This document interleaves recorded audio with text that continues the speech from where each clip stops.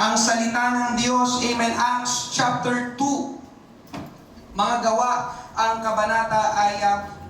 Nag-aral po ako noong nakaraang linggo, kung kayo po ay narito, you must be born again. Kinakailangan ng kayo'y ipanganak na muli. Ang Panginoong Hesus mismo ang nagsabi noon kay Nicodemus.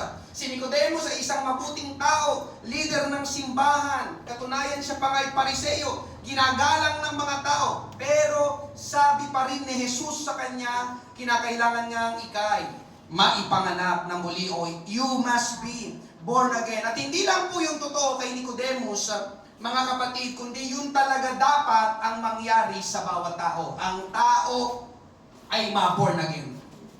Nakakalungkot sapagkat hindi yun gaanong pinapangaral sa panahon natin na ang tao ay dapat ma-born again. At ngayong umaga mga kapatid, ito ay part 2 ng pangangaral ko last Sunday. Napakahalaga din nitong usapin na ito sapagkat bago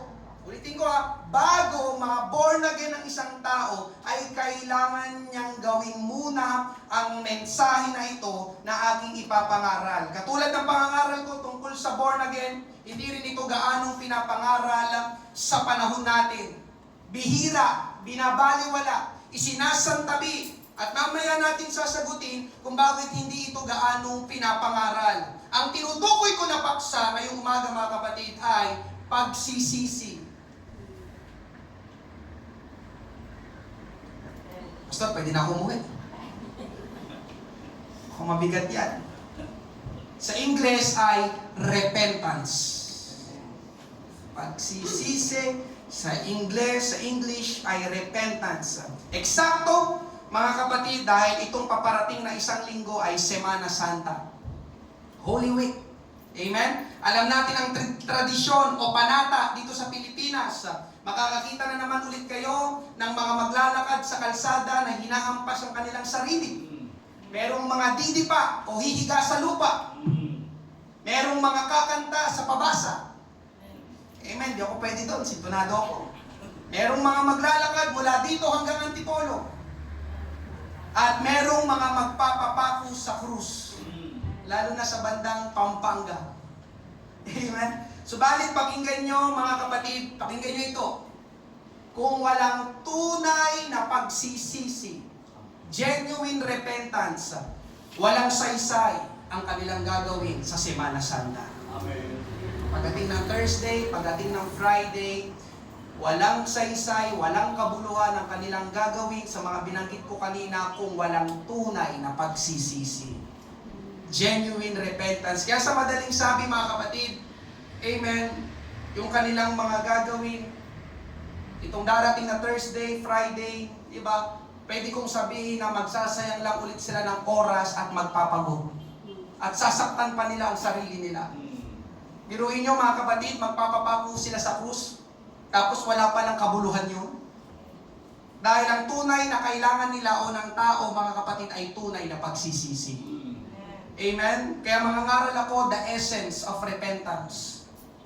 The essence of repentance. Kapag sinabing essence ay diwa, karakter, kalikasan, kalidad. Kaya ang pag-uusapan natin ngayong umaga mga kapatid, diwa o karakter ng pagsisisi. Basahin natin ang ating main text, Acts chapter 2, verses 37 hanggang 41. Nang marinig nila ito, nasaktan ang kanilang puso at sinabi kay Pedro at sa ibang mga apostol, mga Ginoo, mga kapatid, anong dapat naming gawin?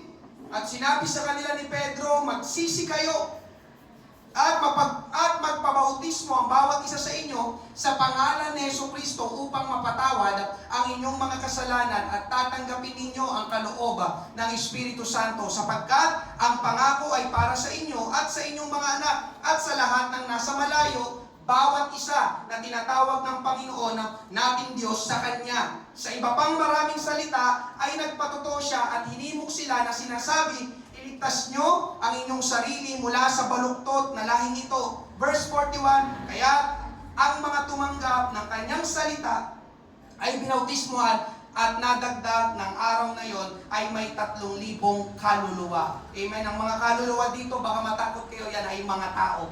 3,000 mga tao. Tayo po'y manalangin, Panginoon. Marami pong salamat sa umagang ito na sa mga mananampalataya na kasama namin ngayong umaga. Pinili, O Diyos, na sumamba sa iyo. Pinili, Panginoon, na makapakinig ng iyong salita. Huwag mo po kaming biguin. Gamitin mo po ako, pahiran ng aking labi, linisin ang aking puso ng iyong banal na dugo. Ang banal mong Espiritu, Panginoon, ang mangusap personally sa umagang ito. Maunawaan namin ang paksa mensahe na nais mong iparating sa amin ngayong umaga. Magkaroon kami ng tunay na pagsisisi. Ito pong aming panalangin sa pangalan ni Jesus. Lahat ay magsabi ng Amen. Palakpakan natin ang ating Panginoon. Praise God. Itong binasa natin, mga kapatid, ay ang tagpo nang bumaba ang banal na Espiritu sa mga alagad. Wala na nito si Jesus Christ. Bumaba ang banal na Espiritu na pangako ng Panginoon. Amen. Sila ay napuspos at nagsimula silang magsalita sa ibang wika o yung speaking in tongues. Ngayon, narinig ng mga tao sa labas, narinig ng mga tao sa paligid ng silid nila kung nasaan yung mga alagad. Ang ginawa ng mga tao ito na nakarinig sa kanila na nagsasalita sila sa ibang wika, pinagbintangan ang mga alagad na sila yung mga lasing. Pero si Pedro, na isa sa mga alagad, ay biglang nangaral sa mga tao. At pagtapos mangaral ni Pedro, yun yung kaninang context, amen. Pagtapos mangaral ni Pedro, ito na nga yung binasa natin sa ating main text, amen. Kaya una, pag-usapan natin, mga kapatid, the true gospel. The true gospel, ang totoong ebanghelyo. Ang totoong ebanghelyo. Nangaral si Pedro, at yung mga tao na nakapakinig, tignan nyo, mga kapatid, ang reaction o response nila. Anong sabi? Acts 2:37, nang marinig nila ito, nang marinig nila ang pangangaral ni Pedro, na puspos ng banal na Espiritu, nasaktan ang kanilang puso. Amen. Kahit hanggang doon lang muna, mga kapatid, nasaktan ang kanilang puso nang mapakinggan nila ang pangangaral ni Pedro. Kaya ito ang katotohanan ngayong umaga, mga kapatid. Paminsan, tayo ay masasaktan sa ebanghelyo. Tayo ay masasaktan sa pangangaral. The gospel will hurt us. Amen? Pero mga kapatid, yun ang totoong ebanghelyo. Nasaktan ang kanilang puso. Tumagos sa kanilang puso ang pangangaral ni Pedro ng ebanghelyo ng Panginoong Hesus. Ibig sabihin, mga kapatid, diretsahan, walang paligoy-ligoy. Kaya lang, yun nga, hindi ito ang nangyayari o bihira na itong nangyayari sa panahon natin. Amen? Ang mga simbahan, sorry, pero kagaya ng Catholic, kasi may isang kabataan po tayo dito na nag-aaral sa PCS. At tuwing umaga, kapag maaga siyang nakakarating sa school, naaabutan niyang may misa. So napapakinggan niya. Sabi niya sa akin, kasi nangaral ako nung last Sunday, diba, you must be born again. May nabanggit ako na nakatawag ng kanyang atensyon. At itong nakaraan, nagkwento siya sa akin, Pastor, totoo po yung pangangaral ninyo noong nakaraang linggo. Wala akong naririnig sa misa tungkol sa kasalanan. Amen. Wala akong naririnig doon sa sermon ng pare tungkol sa impyerno. Sabi niya, sabi nung kabataang ito, ako hindi ko naman alam, siya ang nag-aaral doon. Sabi niya, napapansin ko po, Pastor, puro lang pag-ibig. Amen? Ngayon, bakit hindi sila nangangaral tungkol sa kasalanan? Bakit? Dahil masasaktan ang tao. Kapag ang paksa ay tungkol sa kasalanan, katuwiran, kahatulan, langit, impyerno. Amen? Ang nakakalungkot, mga kapatid, pati mga Christian churches, lalo na yung mga mega churches, pag sinabing mega, malaki, pinapasok na rin ang ganitong espiritu. Ang pangangaral, amen, ay puro pag-ibig lang, pananampalataya lang, pag-asa lang, tutulungan ka ng Diyos, amen. Pero mga kapatid, lilinawin ko, walang masama sa mga bagay na yun. Dapat din ipangaral yun. Amen po ba? Amen. Subalit ang nangyayari kasi ay hindi na sila nangangaral ng tungkol sa kasalanan at katuwiran. Kaya kung ikaw ay mahilig manood sa YouTube, di ba? Kasi, di ba? Sikat sila sa mga social platform, social media platform, YouTube, Facebook, di ba? Ginagawan pa sila ng mga reels, ng mga shorts, di ba? Mga sinasabi nila talagang nakakapukaw ng atensyon ng mga tao. Ang galing naman ng pastor na ito na mangaral. Amen? Pero pansinin nyo muna yung kanilang mensahe. Di ba? Puro yung ganun lang, paikot-ikot sa pag-ibig, pananampalataya, pagtulong ng Diyos. Amen? Pero hindi sila nangangaral ng tungkol sa kasalanan at katwiran. Bakit hindi? Ganun din. Masasaktan kasi ang tao. At kapag nasaktan ang tao, anong mangyari? Aalis yun sa church nila. At kapag umalis ang tao, kokonti na sila. At kapag kumonti na ang tao, kokonti din ang magbibigay. Amen? Siyempre, di ba, sino magbibigay? At dahil kumonti ang tao, hindi na sila mega church. Kaya hanggat maaari, iiwasan nilang mangaral tungkol sa kasalanan, katuwiran, paghahatol, paghukom ng Panginoon. Amen? Kasi nga, di ba, kung mapapansin nyo rin, minsan napapaisip ako, amen, pwedeng ang usapin din ay pera. Kukunti ang dadalo. So, kukunti na rin ang magbibigay. Mawawalan tayo ng fun. Huwag na lang tayo mangaral ng kasalanan. Hayaan nyo sa dyan, ang dami natin. Amen? Ayaw nilang ma-offend ang mga tao sa pangangaral nila. Kaya alam nyo mga kapatid, amen, ang nangyayari sa maraming church ngayon, alam nyo kung ano nangyayari sa mga maraming church ngayon, kinikiliti na lang nila ang damdamin ng mga dumadalo sa kanila. Diba? Kinikiliti. Parang binobola paminsan ng mga mangangaral ang mga tao sa church. Subalit mga kapatid, hindi ganon ang tunay na ebanghelyo. Amen. Ang tunay na ebanghelyo ay masasaktan tayo. Nandiyan pa po ba kayo? Nangaral si Pedro. Nabasa natin, pagkarinig ng mga tao sa pangangaral ni Pedro, nasaktan ang kanilang puso. Hindi sinabing nakiliti ang kanilang puso. So ibig sabihin mga kapatid, hindi sila dito binola-bola ni Pedro. Amen? Nakatulad ng mga politiko. Panahon ng kampanya ngayon. Ang dami na namang bolero at bolera. Amen po ba? Pero si Pedro dito mga kapatid, ipinangaral niya kung anong kailangang mapakinggan ng mga tao. Amen? Ipinangaral niya ang katotohanan ng Ebanghelyo. Ipinangaral niya ang katotohanan ng salita ng Diyos. At yun ang katotohanan mga kapatid. Kung ikaw nag-take the notes, the truth hurts. Ang katotohanan, paminsan ay masakit. The truth hurts. Amen? Di ba mga kapatid, halimbawa lang ito, kapag ang isang tao pumunta sa doktor, kasi meron siyang nararamdaman na hindi maganda, na hindi normal, tapos sinabi ng doktor sa kanya, Sir, ma'am, ayon sa resulta ng iyong test, may cancer ka. Ikaw na sinabihan nun, ang sarap ba sa pakiramdam? Yes, may cancer ako! Hindi, di ba? Kung ikaw yun, halimbawa, pagkarinig mo ng ganong balita, di ba? Masasaktan ka.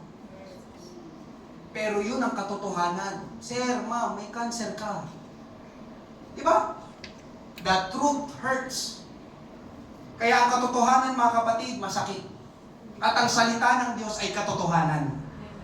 Kaya kapag nakakapakinig tayo ng salita ng Diyos, mga kapatid, sa ayaw man o sa gusto natin, may tendency na masaktan tayo. Dahil yun ang salita ng Diyos. Tignan niyo kung sabi sa Hebrews 4:12, sapagkat ang salita ng Diyos ay buhay, mabisa, at higit na matalas kaysa alinmang tabak na may dalawang talim at tumatagos hanggang sa pinaghihiwalayan ng kaluluwa at spirito ng mga kasukasuan at ng utak sa buto at may kakayahang kumilala ng mga pag-iisip at mga hangarin ng puso. Tignan nyo mga kapatid, ang salita ng Diyos ay matalas na tabak na may dalawang talim. Inihalintulad daw ang salita ng Diyos sa tabak. Ang tabak ay parang itak o espada. Kapag tinaga ka ng tabak o ng itak, ang reaksyon ba, aray, ang sarap, isa pa nga, tagain mo ko. Ay, ganun ba yan?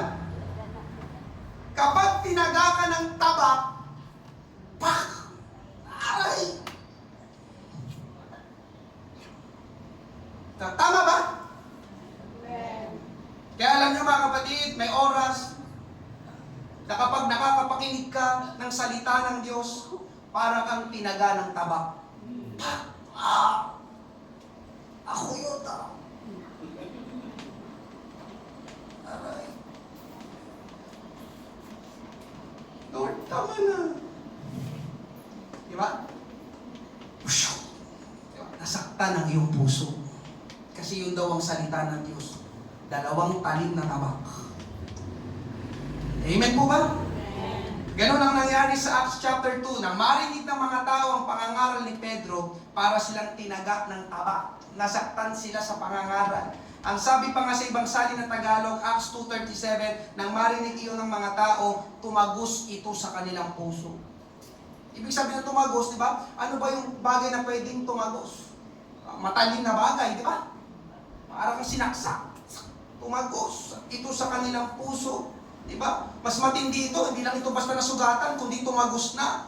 Dahil ang salita ng Diyos ay tabak na may dalawang talim. Alam niyo mga kapatid, yun ang isa sa mga qualities ng salita ng Diyos. 2 Timothy 3:16, ang lahat ng mga kasulatan o Bible sa panahon natin ay kinasihan ng Diyos at mapapakinabangan sa pagtuturo, sa pagsaway, pagtutuwid, at sa pagsasanay sa katwiran. Amen? Pansinin niyo yung salitang pagsasaway, pagtutuwid. 2 Timothy 4:2, ipangaral mo ang salita ng Diyos. Magsikap ka sa kapanahunan at sa di kapanahunan. Magtuwid ka, manaway ka, mangaral ka na may buong pagtsatsaga at pagtuturo. Ano napansin niyo mga kapatid? Magkasama ang pangangaral at pagtutuwid. Magkasama ang pangangaral at pagsaway. Nakapaloob sa salita ng Diyos ang pagtutuwid at pagsaway. Amen. Amen po ba? Diba? Kapag ikaw ay nangangaral, hindi mo pwedeng alisin ang pagtutuwid at pananaway. Amen po ba? At yung mga salita na yun mga kapatid ay masasakit na salita. Magtuwid, magsaway. Diba? Ayaw natin yun. Tama po ba mga kapatid? Kaya lang mga kapatid, ang pangangaral ng salita ng Diyos, amen, paminsan ay talagang masasaktan tayo. At yun nga ang ayaw ng mga tao ngayon. Kaya alam nyo siguro, maraming umaalis dito sa church. Dahil baka ayaw nila ng pinapangaral ko. Amen. Oo, mga kapatid, nalulungkot ako kapag may umaalis sa church. Siyempre, bilang isang pastor, amen, hindi na dumadalo, ayaw nang bumalik, dahil siguro, nasaktan sa pangangaral, amen. Pero mga kapatid, ngayong umaga, hindi ko iibahin. Hindi ko ibababa ang kalidad at pamantayan ng salita ng Diyos. Katulad ni Pedro, ipinangaral niya o ipapangaral ko kung anong dapat ninyong mapakinggan. Hindi ko ibababa, hindi ko iibahin. Amen? Ipapaalam ko kung anong dapat ninyong malaman. Amen? Walang tinatago, walang pambobola, walang pagkukunwari, dahil yun ang tunay na ebanghelyo. Amen.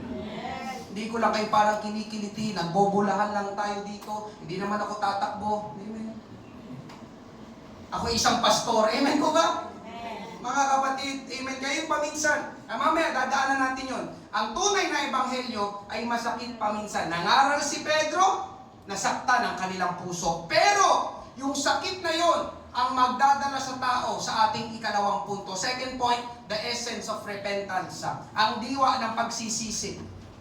Amen? Ang tanong mga kapatid, bakit pa kasi kailangan na masaktan tayo sa salita ng Diyos? Pwede bang hindi na lang? Pwede bang wag na lang? Amen?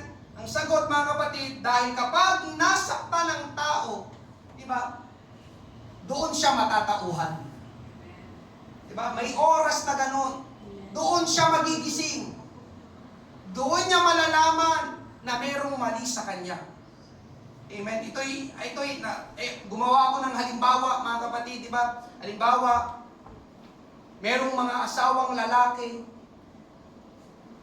na noong iniwan ng kanyang asawang babae, doon niya nakita ang halaga ng kanyang misis. Kasi noon, di ba, yung binabaliwala lang niya ang kanyang misis, walang pakialam, di ba? Ayaw magtrabaho. Pero noong iniwanan na, nasaktan. Amen. Dahil nasaktan, doon siya magsisimulang tumingin sa kanyang sarili. Bakit niya ako iniwan? Anong mali sa akin? Yun pala mga kapatid, yun nga, di ba? Adik na, tamad pa. Iiwanan talaga. Amen po ba? Amen. Tapos yun nga, mapapagtanto niya, kamali ako. Kailangan ko nga magbago. Nagsisisi ako sa aking mga ginawa, sa aking katamaran, sa aking mga pakikitungo, sa aking pakikitungo sa aking misis. Ang punto ko dito mga kapatid, yun ay halimbawa lang, kailangan masaktan muna bago niya makita. Tama ba? Bago siya matauhan. Bago siya magising sa katotohanan. At yun ang ginagawa ng salita ng Diyos. Paminsan, nasasaktan tayo o sa ibang salita ay kinukumbikta tayo. Bakit? Dahil merong mali sa ating buhay na kailangan maitama. Merong problema sa ating buhay na kailangan masolusyonan at mabago. Amen? Tingnan nyo mga kapatid, nung nasaktan ng mga tao sa pangangaral ni Pedro, doon nila nakilala na merong mali sa kanila. Kaya ngayon, napatanong ang mga tao kay Pedro, Acts 2:37, nang marinig nila ito, nasaktan ng kanilang puso at sinabi kay Pedro at sa ibang mga apostol, mga Ginoo, mga kapatid, anong dapat namin gawin? Yung kanilang pagtatanong dito mga kapatid ay pagpapakita na gusto nilang ituwid ang kanilang pagkakamali. Nakumbikta sila, para po silang natauhan, binuhusan ng malamig na tubig, nagising sila. Amen? Gusto nilang magbagong buhay, gusto nilang maligtas, napukaw ang puso nila, nakuha ang atensyon nila sa pangangaral ni Pedro, nakita nila ang totoong kalagayan ng buhay nila.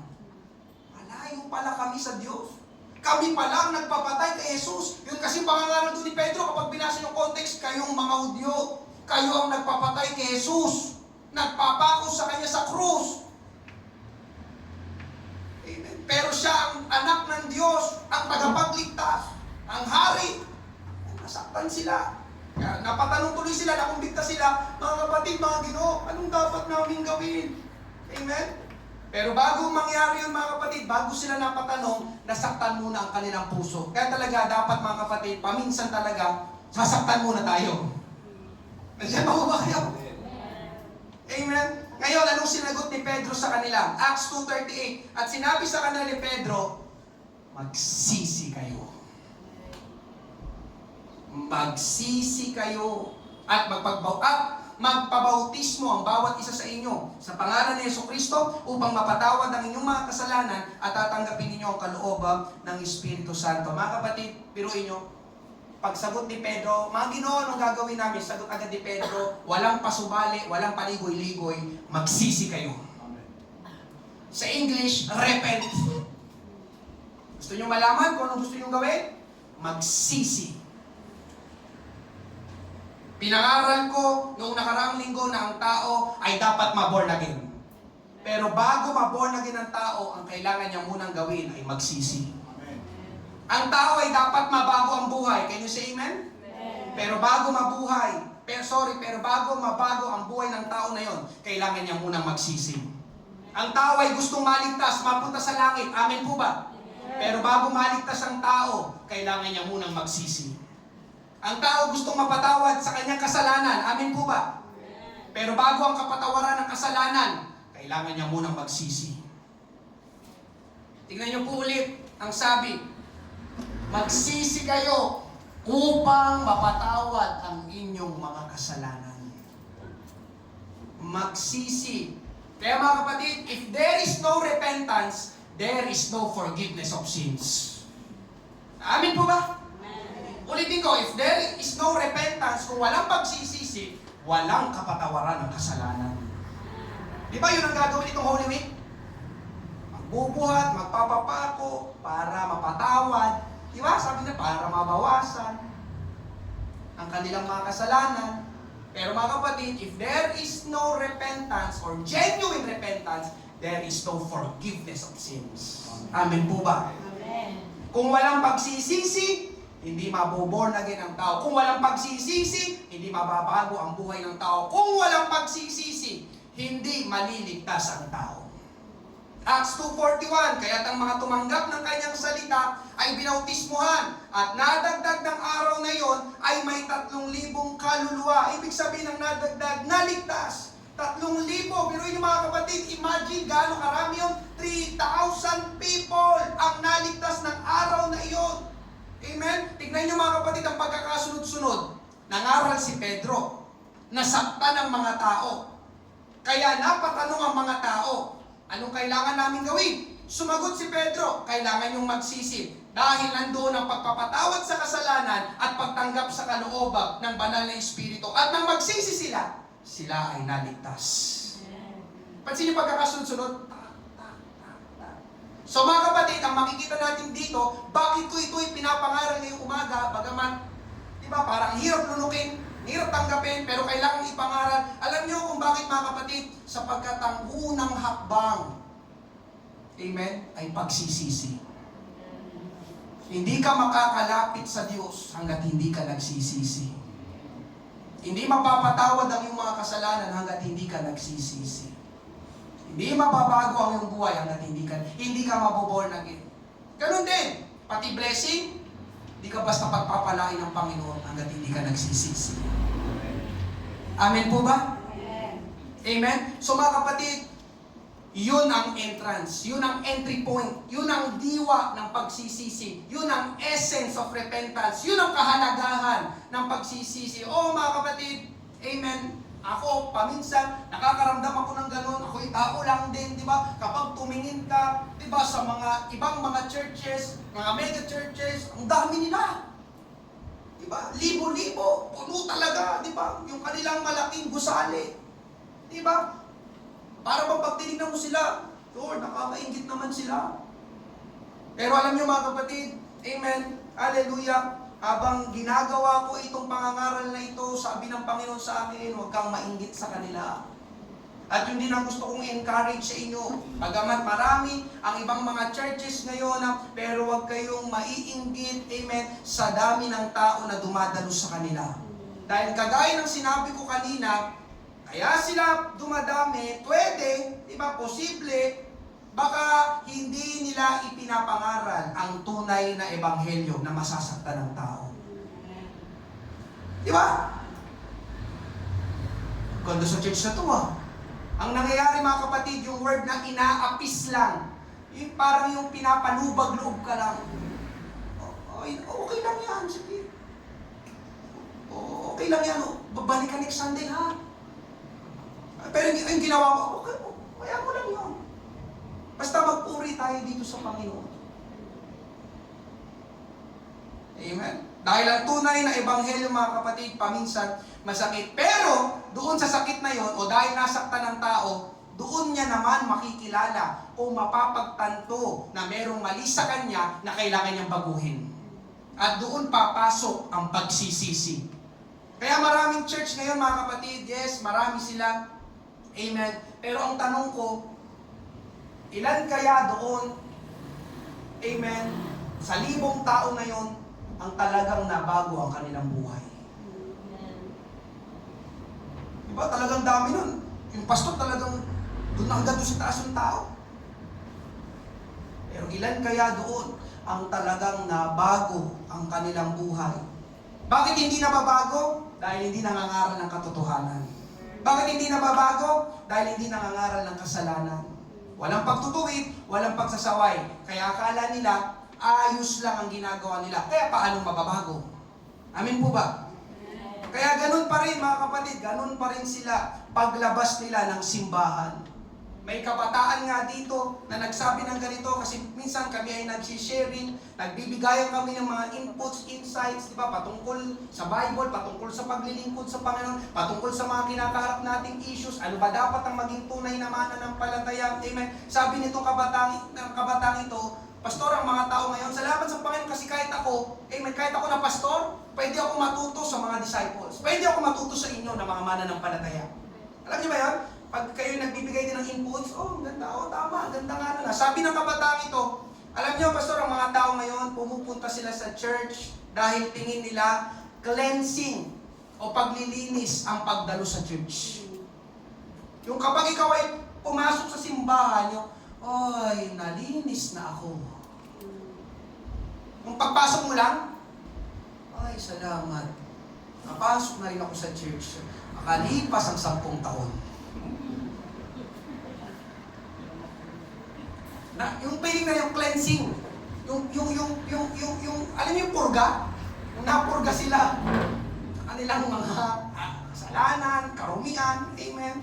Yung kapag, tipong kapag dumalo sila sa simbahan, yung gano'n nga, nalinis na ang kanilang kasalanan. Mga kapatid, tama ang umattend sa church. Kaya nyo say amen? Yes. Pero yung sasabihin ng mga tao na yung kanilang pagpasok lang sa church, amen, ay sapat na nalinis ang kanilang mga kasalanan, karumihan, hindi po yung totoo. Kung gustong malinis at mapatawad ang kasalanan, ang kailangan ay pagsisisi. Amen. Repentance.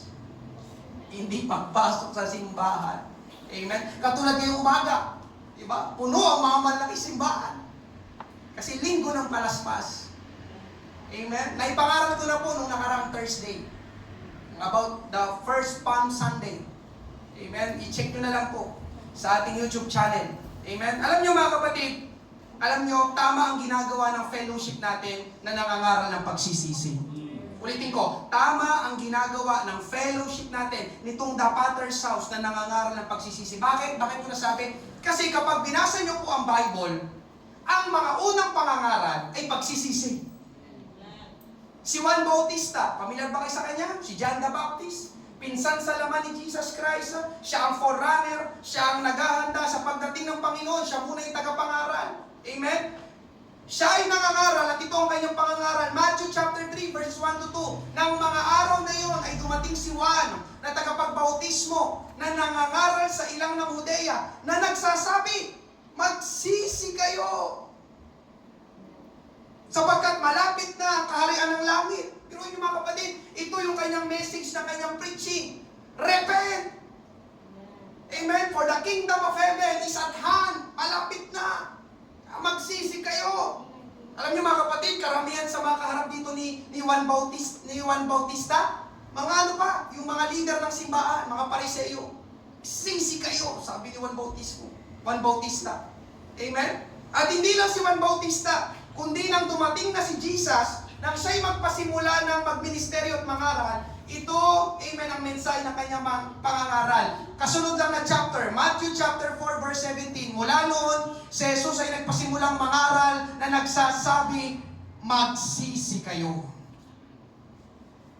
Sapagkat malapit na ang kaharian ng langit. Pansinin niyo mga kapatid, pare-pareho sila ng pangangaral. Amen? Amen. Magsisi kayo. Yun ang kanilang message. At alam niyo mga kapatid, ito ang unang pangangaral ni Jesus. Nang siya'y magpasimulang mag-ministry na dito sa lupa, magsisi kayo. At pati yung ating main text, yun din ang unang pangangaral ni Pedro, di ba? Napuspos sila, tumayo si Pedro, nangaral siya. Ang unang message niya mga kapatid, magsisi kayo. Repent. Ganito ang mga pangangaral noon. Kaya alam niyo mga kapatid, nakakapagtaka. Sa panahon natin, bakit hindi na ipinapangaral ito? Samantalang, ang repentance, ang pangangaral sa Bible. Di ba? Nila John the Baptist, ni Jesus Christ, ang kanyang mga alagad, yun ang ipangaral nyo. Magsisi dapat ang mga tao. Pero sa panahon natin, ay wag, masasaktan ang mga tao.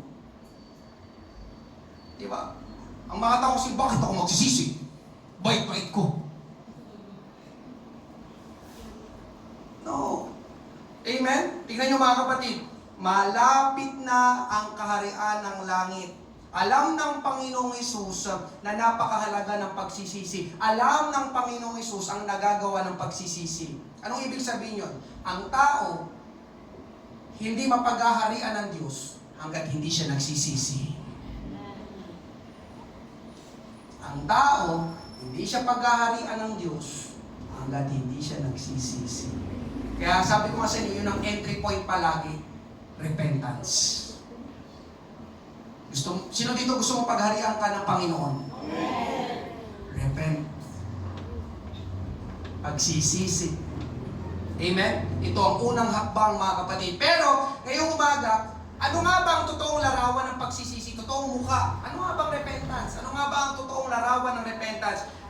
May tatlong bahagi, mga kapatid, na sangkot sa pagsisisi. 3 elements involved in repentance. Una, mga kapatid, ang tunay na pagsisisi, amen, hindi lang basta pagsisisi, kundi tunay na pagsisisi ay sangkot ang ating isipan.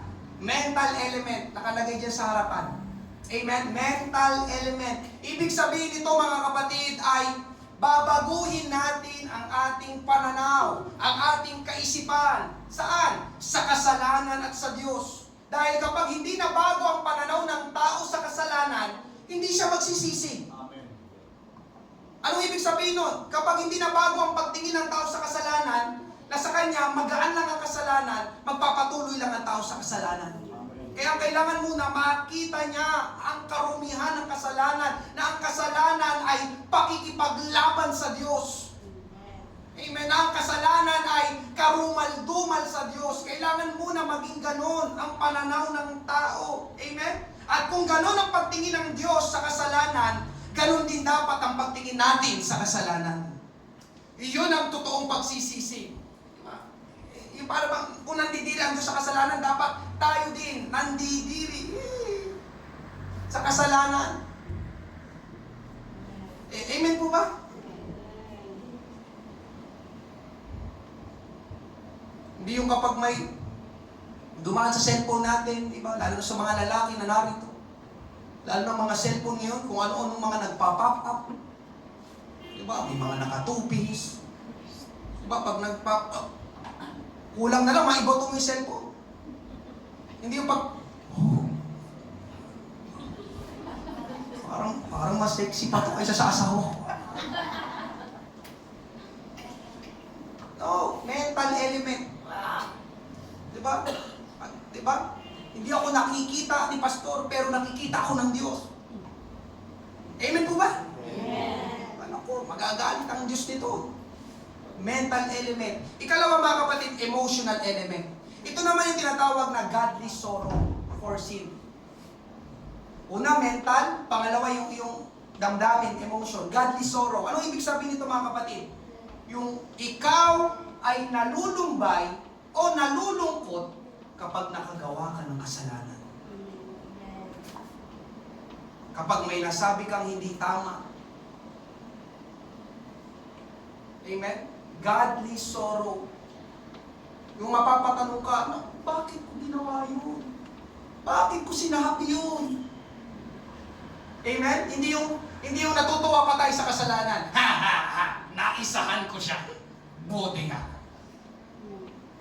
Oh, ang tunay na pagsisisi, di ba? Parang nga, pag may nagawa kang alam mong hindi tama, yung parang pang hindi ka mapakali. Alam niyo ba yung mga kapatid? Napapag-apag ako, di ba? Ano ba yun? Sobra yung sukli. Ibabalik ko pa. Amen po ba?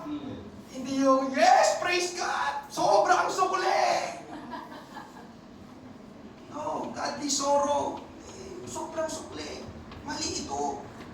Tama po. Amen po ba, mga kapatid? Amen. Amen. Hallelujah.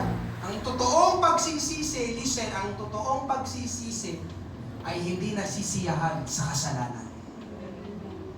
Emotional element. Para bang grabe yung nararamdaman mong bagapag. Yung term na ano, yung higit pa doon sa nakukonsensya ka, di ba? Amen? So, una, mental, ikalawa, emotional, ikatlo, mga kapatid, yung tinatawag na voluntary element. Ito ang pinakamahalaga. Mahalaga yung dalawa, pero kailangan kumpleto sila Pag yung dalawa lang, hindi rin sapat yun. Kailangan itong pangatlo, ang pinakamahalaga, voluntary element. Amen? Pakinggan nyo ito mga kapatid. Ang akala ng iba, ang pagsisisi ay paghingi lang ng tawad o pagsasabi ng sorry. Sorry. Oh, nagrepent na ako ha. Humingi na ako sa'yo ng tawad. Humingi na ako sa'yo ng sorry. Patawad. Tawarin mo ko. Sorry. Okay na ha? Bagamat yun ang tamang gawin mga kapatid, tama, kapag ikaw ay nakakagawa ng pagkakamali o kasalanan, dapat mag-sorry ka. Amen po ba? Amen. Yun ang tamang gawin. Humingi ng tawad, mag-sorry. Subalit mga kapatid, pakinggan mo ito, hindi pa yon ang totoong pagsisisi. Ha? Humingi na ako ng tawad ah. Amen? Pwede mo isulat ito. Ang tunay na pagsisisi o genuine repentance ay hindi mo na uulitin ang iyong ginawang kasalanan.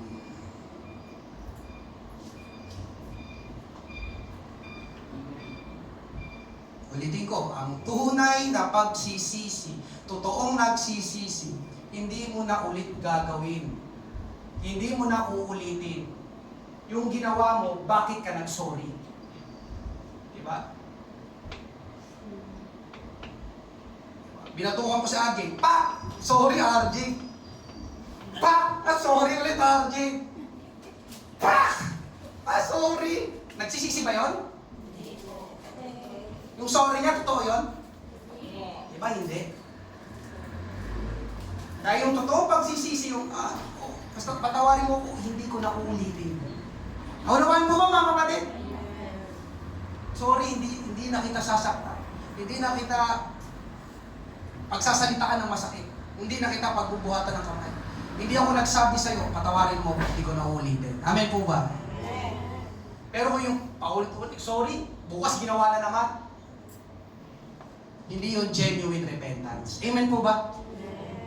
Ngayong umaga, mga kapatid, amen, ang tunay na pagsisisi ay voluntary. Ibig sabihin ng voluntary, yung ikaw na mismo ang humakbang. Yung dalawa kanina, yung mental tsaka emotional, wala ka pang ginagawa noon. Diba, nabagabag ka lang, ano yung ginawa ko? Diba? Diba, yung nakumbikta ka nga, isusuli ko ba yung sukli? Sobra. Pero kung walang voluntary, di mo sinuli, hindi totoong pagsisisi. Nakuha ninyo? Amen. Nakonsensya ka lang, sobra yung sukli. Pero wala kang ginawa, ay, hayaan mo na. Mayaman naman yung tindera. Wala. Hindi ka totoo. Amen po ba? Kasabi ko sa itong pinakamalaga, yung pangatlo, voluntary. May ginawa kang hakbang. Hindi mo na ginawa, hindi mo na binalikan ang iyong mga kasalanan, ang iyong mga maling ginagawa. Amen? Kaya alam niyo mga kapatid, yung ating concert, ang tawag 180 jump. Hindi yung parang invento lang, bakit kaya 180 jump? Ang ibig sabihin ng mga kapatid ay 180 degrees. 0. Amen? 90 degrees. 180 degrees. Nakatalikod na ako ngayon sa dating kaharap ko. Yun ang ibig sabihin ng voluntary. Amen? Genuine repentance. Amen? Tinalikuran ko na ang kasalanan. Nakaharap na ako ngayon sa Diyos at sa katuwiran. Amen? Hindi na ako magmumura. Amen. Hindi na ako maninigarilyo. Hindi na ako mag-iinom. Hindi na ako mga away. Amen? Amen. Inaway mo, bukas inaway, sorry, bukas inaway, sorry, bukas inaway. Amen po ba mga kapatid? Ito ang genuine repentance, tunay na pagsisisi. Mental, emotional, voluntary. Amen po ba? Ngayong umaga mga kapatid, hallelujah, alam niyo mga kapatid, kapag patuloy ang tao sa pagkakasala, wala sa kanyang buhay ang ating Panginoon.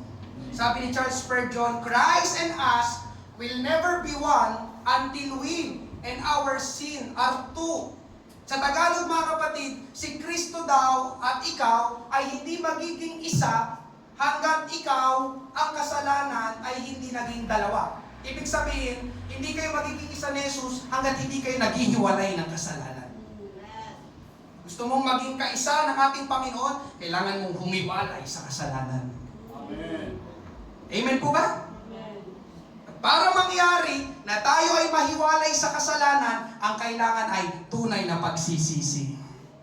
Amen? Alam niyo mga kapatid, ang pagsisisi, ito ang kalooban ng Panginoon para sa lahat ng tao. Amen? 2 Peter 3:9. Isa na natin. Hindi mabagal ang Panginoon tungkol sa kanyang pangako, na gaya ng kabagalang itinuturing ng iba, kundi matyaga sa inyo. Pansinin niyo mga kapatid na hindi niya ibig na sino man ay mapahamak, kundi ang lahat ay dumating sa pagsisisi.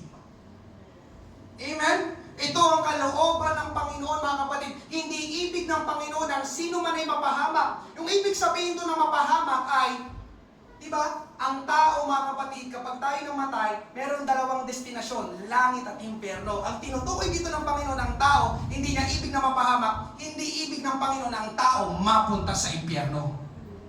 Amen po ba?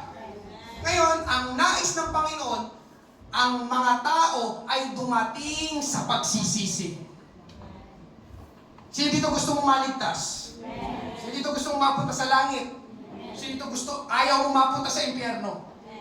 Ang kailangan ng tao ay dumating sa pagsisisi. Repentance.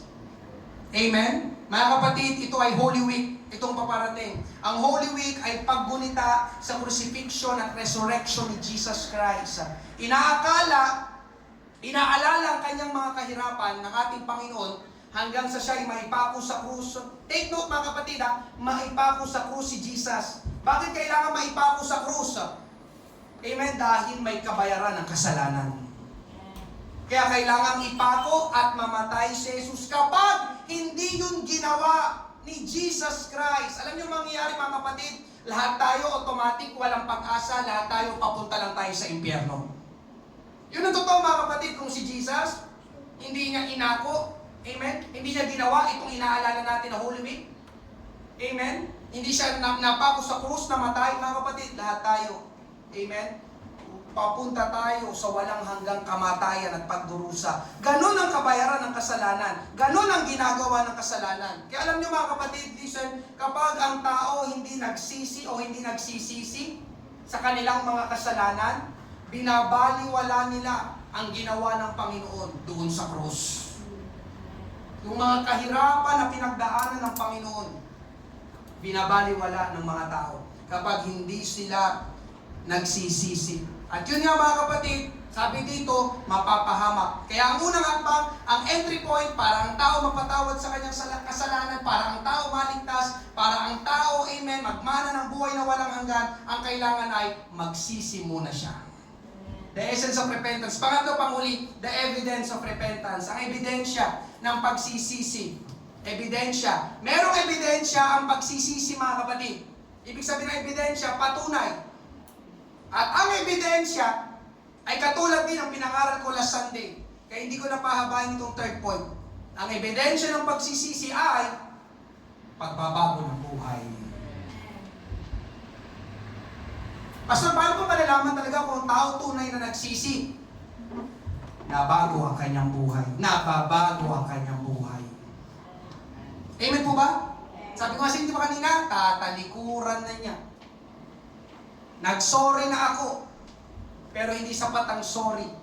Kailangan ay gawin mo yung iyong sorry. Sorry, patawad. Pero ang genuine repentance mga kapatid, hindi niya na ulit gagawin, hindi niya na uulitin. Amen. Alam niyo, ang totoong nagsisisi mga kapatid, yun nga, pansinin niyo, yung totoong nagrepent, humingi ng tawad sa Panginoon, isinuko ang buhay, talagang nakita niya yung kanyang sarili, o nga Panginoon, I am a sinner, makasalanan nga ako, marumi nga ako Panginoon. Kaya itong nangyayari sa aming buhay, itong nangyayari sa aming pamilya, patawad Panginoon. Pansinin niyo, yung mga totoong nagsisisi, sila yung nababago ang buhay. Tama ba? Ayoko na yung dati. Amen po ba mga kapatid? Kaya pansinin niyo, bakit ito ipinapangaral ko ngayon? Ang totoong nagsisisi, merong, amen, napakabutit, napakaganda, napaka-nakakamangha nangyayari sa kanila. Amen? Ang tunay na pagsisisi, pagtalikod sa kasalanan, sisimulan na niyang gawin ang tama at kalooban ng Panginoon. Amen? Last verse ito mga kapatid. Amen? Acts chapter 2 verses 41 to 47. Kaya't ang mga tumanggap ng kanyang salita ay binautismohan at nadagdag ng araw na iyon ay may 3,000 kaluluwa. Ito'y context pa rin natin.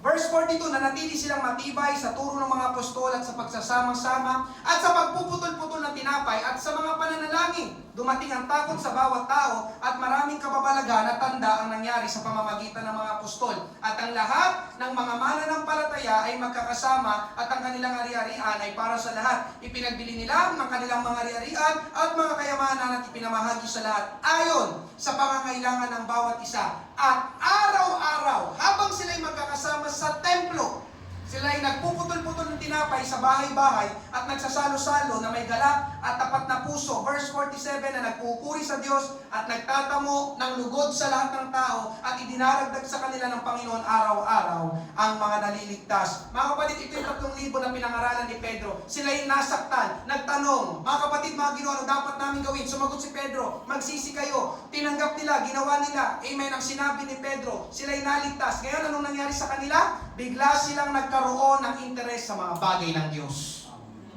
Magkakasama na sila ngayon. Gusto na nilang makapakinig ng turo ng mga apostol o pangangaral ng salita ng Diyos. Habang kanina, pinagbibintangan nila yung mga lagad, mga lasing itong mga ito, kung ano mga pinagsasabi. Pero nung sila'y magsisi sa pangangaral ni Pedro, amen, tingnan nyo nangyari sa kanila mga kapatid. Nanabig silang makinig, amen, naging mapanalanginin sila, di ba? Nananalangin sila, nagbabahaginan sila ng pangangailangan ng isa't isa. Amen. Nagpupuri na sila sa Diyos at araw-araw na silang nasa templo. Biruin niyo mga kapatid, araw-araw habang sila'y magkakasama sa templo. Kaya alam niyo, nakita ko dyan, ang totoong nagsisisi, amen, makikita mo palagi sa church. Ulitin ko, ang totoong nagsisisi, makikita mo palagi sa church. Amen po ba? Sa aking pagtatapos mga kapatid, ito ang hinahanap ng Panginoon sa atin, pagsisisi. Kanina nabanggit ko, yung Holy Week, yung gagawin ng mga Pilipino na nakaugalian nating panata, tradisyon, lalakad mula dito hanggang Antipolo. Amen. Magkahampasin ng kanilang sarili, penitensya, magpapapako sa krus. Sinabi ko kanina na yung kanilang mga gagawin ay walang saysay, walang kabuluhan. Amen. Paano, Pastor? Amen. Kung pagtapos ng Semana Santa, ganun pa rin ang uri ng buhay nila. Itong week lang na ito sila, nagsisisi. Pero ang tanong, kamusta next week? Kapag hindi na Holy Week. Ang hawak nila itong week ay pamalo. Baka next week ay bote na ng gin. Tama ba? Kasabi ko nga, dapat ang kailangan talaga tunay na pagsisisi. Amen. Kayo kanilang gagawin, wala. Magbababad lang sila sa initan, magpapagod lang sila. Yun nga, sasaktan pa nila sarili nila. Pero kung walang genuine repentance, wala. Walang kabuluhan, walang saysay. Amen po ba? Pero salamat ngayong umaga, nandito tayo sa church, napakinggan natin ang diwa, ang karakter, ang kahalagahan ng pagsisisi. Yun pala ang entry point, ang entrance para makapasok tayo. Amen? Hallelujah. Sa kaligtasan, pagpapatawad ng kasalanan at para tayo ay pagharian ng Diyos. Ngayong umaga, palakpakan, pasalamatan, purihin natin ang ating Panginoon. Hallelujah. Tayo magsimula ha, mga kapatid.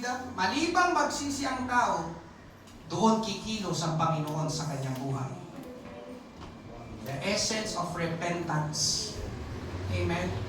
Hallelujah. No, kailangan ng mga tao ngayong Holy Week, kung talagang nagsisisi sila, hindi na nila kailangan paluin, hampasin ang kanilang sarili.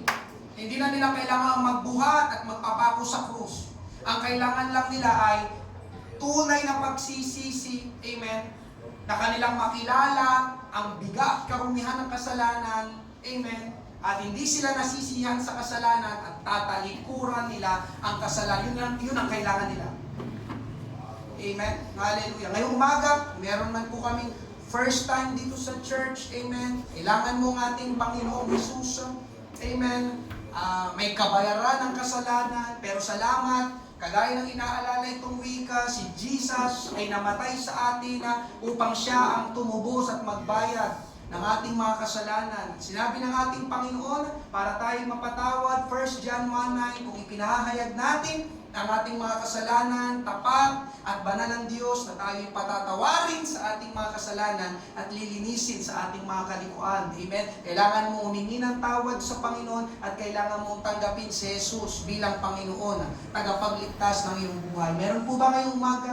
Pwede ko po bang makita yung kamay habang nakayuko ang bawat isa, walang nakatingin? Meron po ba? Amen. Di po namin nais na hiyain ang sinuman. Ito din po aming ginawa noon. Di po kami nag-aalok ng panibagong relihiyon. Ang aming pong inaalok ay isang tunay na Diyos. Siyang namatay sa krus at ang kanyang pangalan ay Jesus Christ. Meron po ba?